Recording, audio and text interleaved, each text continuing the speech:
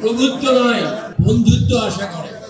ভারতের এই আধিপত্য খর্ব করার জন্য আমরা সরকারের কাছে বিভিন্নভাবে দাবি রাখতে চাই। প্রথমত, ভারতের সাথে আমাদের যত ধরনের চুক্তি হয়েছে তা প্রকাশ করা হোক। বাংলাদেশে চাকরিরত ভারতীয় নাগরিকদের বিস্তারিত বৃত্তান্ত প্রকাশ করা হোক।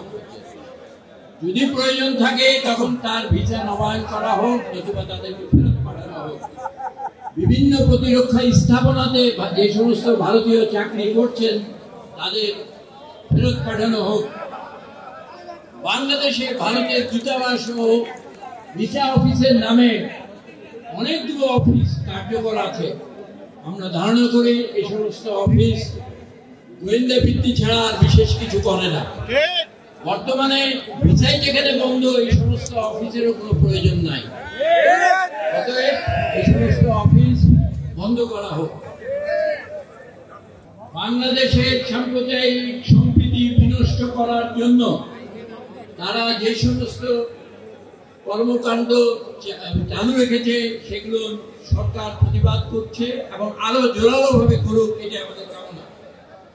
ভারতীয় মিডিয়া যারা বাংলাদেশের বিরুদ্ধে, সরকারের বিরুদ্ধে কথা বলছে, সেই সমস্ত মিডিয়াকে বাংলাদেশে বাতিল করা হোক, নিষিদ্ধ করা হোক। বাংলাদেশিদের আমাদের এখন ঐক্যবদ্ধ হওয়ার সময় এবং আমরা সেটারই আহ্বান জানাচ্ছি।